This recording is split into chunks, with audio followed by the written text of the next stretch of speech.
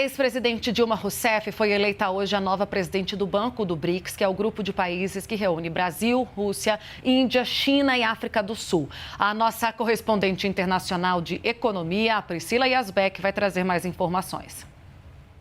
Dilma Rousseff foi oficializada como presidente do Banco dos BRICS nesta sexta-feira, depois da saída de Marcos Troirro, que havia sido indicado pelo governo Bolsonaro. Ela fica na presidência do banco até 2025 e na semana que vem, em Xangai, durante a viagem da comitiva brasileira à China, deve haver uma cerimônia de posse de Dilma. Inclusive, um dos grandes objetivos da viagem da comitiva brasileira à China é justamente sacramentar a presidência de Dilma à frente do novo Banco de Desenvolvimento. Ela vai ter dois grandes desafios à frente da instituição. O primeiro deles, impulsionar projetos ligados ao meio ambiente, já que Rússia e China não têm tradição de fazer investimentos em economia verde.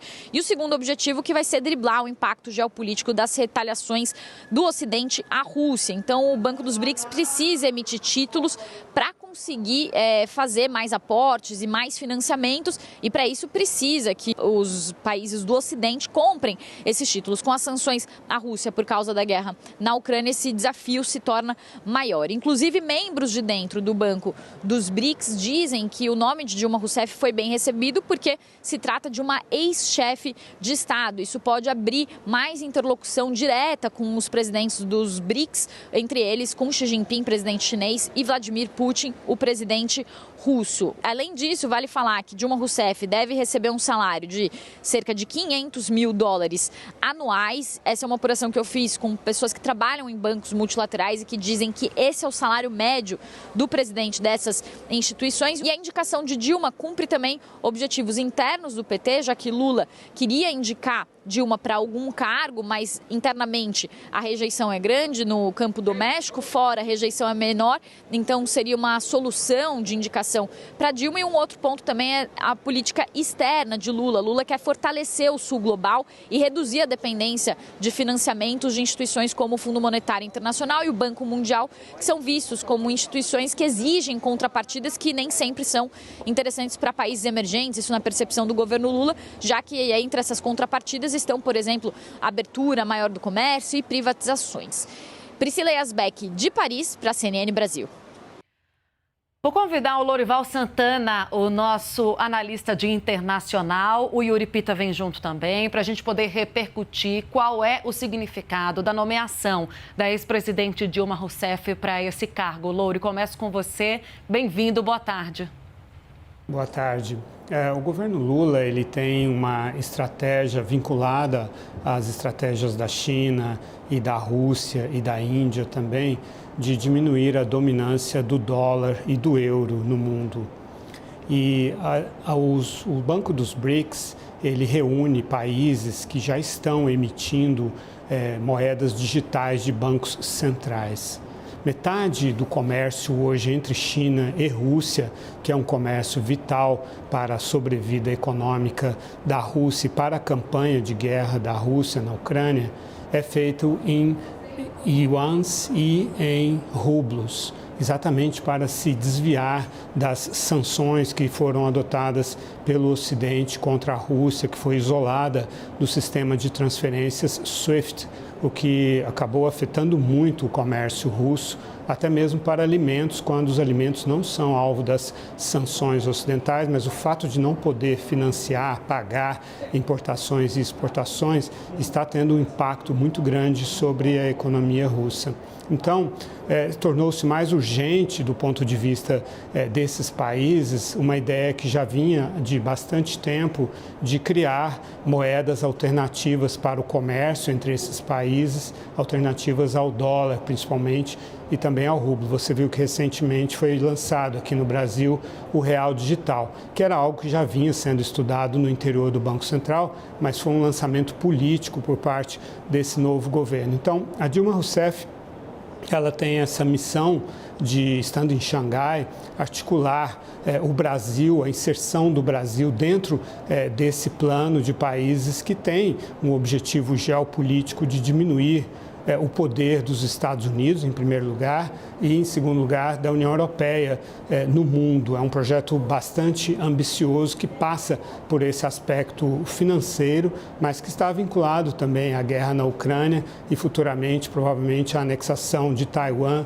pela China. É nesse contexto, em toda essa frente, que o Brasil está entrando com uma visão ideológica do governo Lula de que os Estados Unidos são uma ameaça à soberania do Brasil, mas talvez sem discutir ou medir exatamente todas as consequências de uma inserção do Brasil em um eixo que hoje, por causa da guerra da Ucrânia, se torna um eixo das autocracias que querem provar que são mais eficientes do que as democracias. O Brasil, sendo até aqui pelo menos um país democrático, entra numa situação paradoxal. Eu quero voltar um pouquinho com o Yuri. O Lorival Santana faz uma análise muito interessante, joga um pouco para frente quais serão as responsabilidades da ex-presidente Dilma Rousseff nesse cargo. Yuri, vamos fazer um retrospecto e lembrar que o retorno da Dilma Rousseff para a vida pública, né, depois do impeachment, a figura dela foi muito explorada durante a campanha presidencial de Luiz Inácio Lula da Silva. Havia uma dúvida do quanto isso aconteceria, a gente viu que aconteceu muito, ela estava sempre presente nos eventos públicos de campanha do então candidato. Houve uma discussão interna dentro do Partido dos Trabalhadores sobre qual cargo ofertar à ex-presidente Dilma Rousseff até se chegar ao BRICS.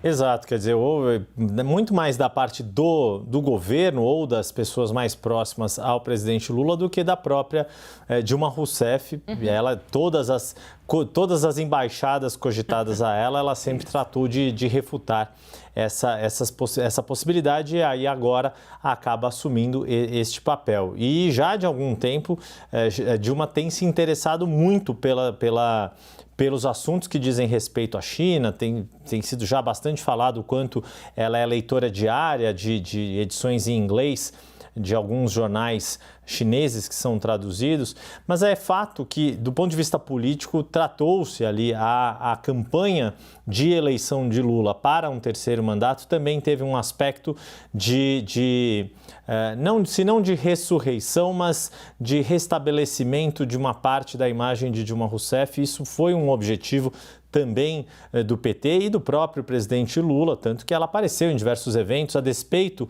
de ter sido o seu governo, ter sido usado como arma pelos adversários. Muito das críticas que são feitas ou do ceticismo que se abate sobre a política econômica do atual governo Lula é muito mais em função do que aconteceu no governo Dilma do que dos próprios mandatos de Lula, em especial pela gestão de Guido Mantega, mas também depois de tudo que aconteceu no impeachment. E não deixa de ser, para quem acabou sendo alvo do impeachment e teve nas urnas uma resposta bastante amarga em 2018, que foi não ter conseguido se eleger senadora por Minas Gerais, seu estado natal, embora a residência que ela tem também fixa é lá no Rio Grande do Sul, e agora essa possibilidade de comandar um banco que tem todo o histórico que Lorival Santana já nos traz aqui há algumas semanas, e a grande questão é o quanto ela vai fazer jus a esse desafio e o quanto todo esse contexto geopolítico